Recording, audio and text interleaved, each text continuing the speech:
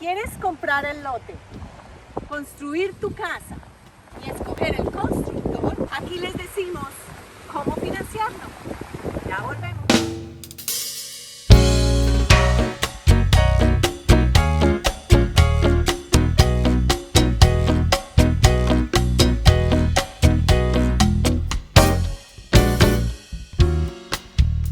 We are here with Lauren Maswell, one of the most experienced person in mortgage. Tell us about the new construction law for first-time buyers.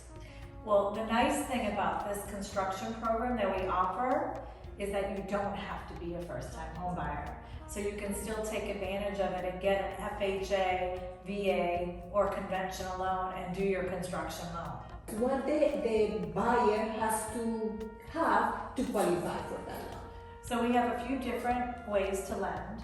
Our most popular construction loan is our FHA loan, which is wonderful because it's a 3.5% down product. It truly is 3.5% down. We can actually build in the closing costs and the construction interest the client would have to pay during construction into their building contract. Meaning if a client is paying $1,500 a month in rent, sometimes it's hard to afford to build a home because they can't afford the interest payments of $500, $600, $800 a month. Well, we build that into the loan so that the builder pays it. And then they don't have to start making their payments until the home is done. Okay, so that is important to explain the process. So first of all, you do need a 640 credit score for this product for FHA and VA. So that's one thing, is that we do our other programs that are at 580, but construction does want 640. Okay.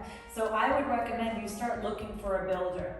Get to know a builder, narrow it down between 1 and 2. You don't want to look for a piece of land and then find a builder.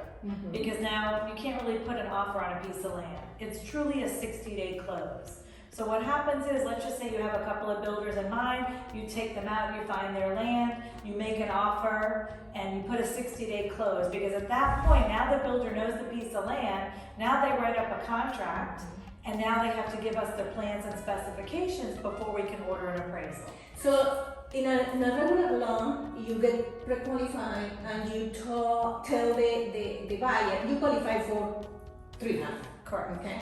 In this case, that pre-qualification gives him the same amount, but he has to divide it between lot and the cost of the building. Correct. So what happens is you put the offer on the piece of land. Let's just make up numbers. $50,000 for the land. They go and they pick a builder. The building price is $250,000. So now we have a $300,000 contract between building and lot. I work with my construction department. I say, okay, this is how much it's going to cost for construction interest.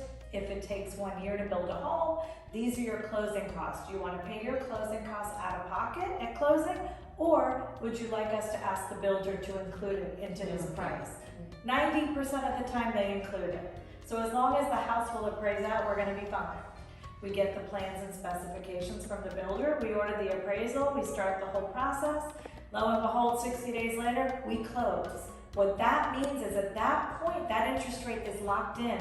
They never have to requalify. This is where our construction loan differs from other people's. You're locked in. So let's just say we close you 640 and 6 months from now, a spouse loses their job or credit goes down. It doesn't matter. You're locked in. This is your loan. There's not a 2-time close. It's a true 1-time close, 30-year fix. Right now, we're locking people in at 3.375% on this program. I will tell you, rates are starting to inch up a little, so I can't promise they'll be that way in 2 weeks, but we just locked 2 people this week at 3.75, 30-year fix. It never changes. The builder has to be qualified by the mortgage. Correct. We're not that hard to get qualified. However, we do want to see experience, because the last thing we want to do is give a loan to an FHA borrower or a veteran without an experienced builder, and then the builder now can't finish the home because they've underbid it. And that was what happened in the past in the industry as well. That's the protection for the buyer. Correct. And at what point of the process they have to to draw the cash. So normally, like, let's just say you find a piece of land, they're gonna want, say, $2,500, right? So they'll have to give $2,500 then. Normally with builders, they're gonna want a $2,500 deposit.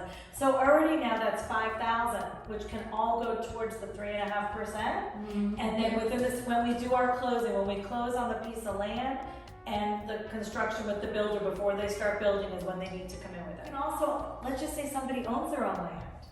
Oh, that's a good Okay. question, yes. They can own their own land, and let's just say it was gifted to them from a family member. Whatever Or they bought it in the or they house. bought it in the house, whatever the value is, we can use that towards their down payment. So if you own your own land, and let's just say it's worth $20,000, that $20,000 can go towards your $300,000 building contract, so that you won't need any money to come with for the closing table. Well, thank you, Lauren. I think I've learned a lot here. I hope you too.